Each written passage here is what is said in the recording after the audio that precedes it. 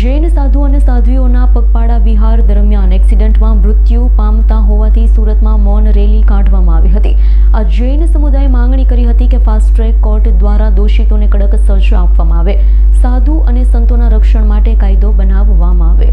મધ્યપ્રદેશના રેવામાં એક કથિત રીતે સુનિયોજિત માર્ગ અકસ્માતમાં આચાર્ય વિદ્યાસાગરજી મહારાજના શિષ્યો દિગંબર જૈન સમુદાયના 2 સાધ્વી શ્રુતમતી માતાજી અને ઉપશમ માતાજીના મૃત્યુ અને રાજકોટ જિલ્લાના ચોટીલામાં એક માર્ગ અકસ્માતમાં શ્રી ઓમકાર શેખર વિજયજી મહારાજના મૃત્યુના વિરોધમાં સુરતમાં એક મૌન રેલી કાઢવામાં આવી હતી। સમગ્ર જૈન સમુદાયે આ ઘટનાને ગંભીર ગણાવીને દેશભરમાં વિરોધ પ્રદર્શન શરૂ કર્યા છે।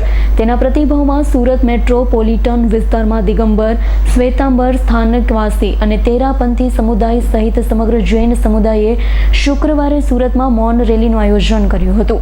આ મૌન રેલી પાર્લે પોઈન્ટ સ્થિત સરગમ શોપિંગ સેન્ટરથી શરૂ થઈ કલેક્ટર ઓફિસ પહોંચી હતી। પ્રતિનિધિમંડળ કલેક્ટરને આવેદનપત્ર આપ્યું છે।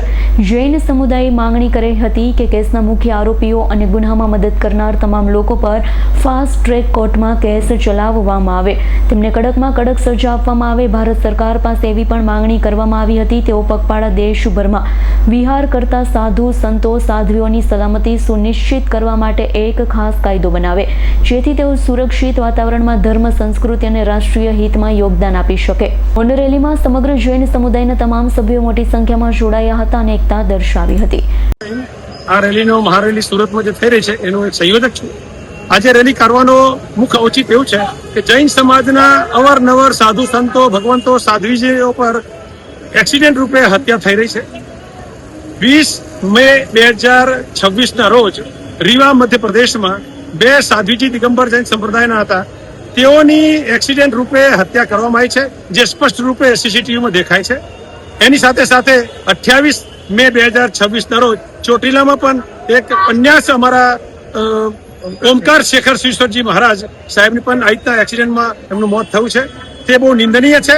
અમે ભારત સરકાર પાસે એવો કાયદો બનાવવા માંગીએ છીએ, અમે માંગ કરીએ છીએ કે એવો કાયદો બને કે આ ભારત દેશમાં ભરત ક્ષેત્રના ભરત ચક્રવર્તીના ભારતમાં જે રીતે સાધુ સંતો નિર્ગંથ રૂપે, વિતરાગ રૂપે જે પગપાળે ચાલી અને આખા દેશમાં જૈન ધર્મનું અને મા ભારતીની સેવા કરી રહ્યા છે તેવા સંતોને માટે જો આ નિર્મમ હત્યા થાય તો કડકથી કડક નિયમ બને, કડકથી કડક સજા મળે।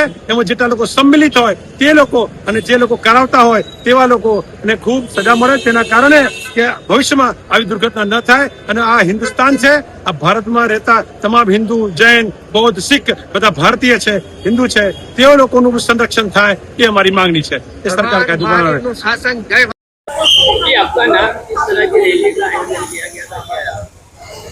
मेरा नाम बीना जैन है और सभी को सादर जय जिनेंद्र। आज ये मौन रैली हमारे निकाली है, 2 साधुओं की हमारा देह गमन हुआ है, उसके आक्रोश के अंदर हम लोगों ने ये मौन रैली निकाली है। हमारा जैन धर्म का एक ही संदेश है, जियो और जीने दो। और उसके अंदर हमारे साधुओं की जो हत्या होती है, ऐसे निर्मम हत्या जो होती है, वो हम लोग बिल्कुल भी सहन नहीं करेंगे। और हमको यही है कि हमारे साधु है, हमारे जैन धर्म के प्रति हमको सपोर्ट मिले, सुरक्षा मिले, इसी के लिए हम लोग ने आज ये मौन रैली निकाली है। आज सवारे समस्त सकल जैन समाजना माध्यमथी 8:30 कलाके सरगम शॉपिंग सेंटर थी एक विशाल मौन रेलीનું આયોજન કરવામાં આવ્યું હતું। માંગ અમારી એટલી જ છે કે જેટલા પણ અમારા ધર્મગુરુઓ, સાધુ સાધ્વીજી, ભગવંતો અત્યારે પગપાળા ચાલી રહ્યા છે તેમને એક્સિડન્ટના માધ્યમથી હત્યા કરવામાં આવી રહી છે। 20 તારીખે પણ 2 સાધ્વીજી ભગવંતોની હત્યા થઈ છે। ગઈકાલે પણ ચોટીલા નજીક એક સાધુ ભગવંતની હત્યા થઈ છે।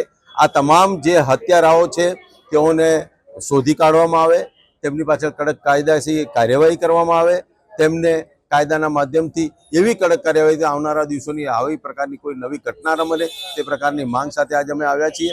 અને અમારી એવી માંગ છે કે રાજસ્થાન, મધ્યપ્રદેશ, ગુજરાત અને મહારાષ્ટ્રમાં જે આ પ્રકારની ઘટનાઓ બને છે તમામ ઘટનાઓને ક્લબ કરીને આ તમામ ઘટનાઓની પાછળ કોનું ભેજું છે, કોનું ષડયંત્ર છે તે શોધવા માટે આ તપાસ सीबीआई ने सौंपવામાં આવે તેવી અમારી માંગ છે।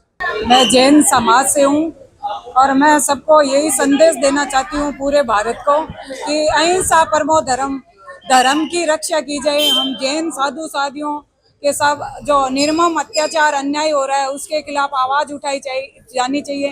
मैं चाहती हूँ, हम शांति चाहते हैं और जैन हम लोग कुछ नहीं चाहते हैं, हमें सबको सुरक्षा और शांति चाहिए और शांति से ही हमारी सुरक्षा हो, यही हमारा विनम्र निवेदन है हमारे समाज से और हमारे प्रधानमंत्री जी से। जय भारत, जय Mahavir. Bureau report S9 news Surat. અમારી તમામ માહિતીથી અપડેટ રહેવા માટે જોડાયેલા રહો S9 ન્યૂઝ સાથે।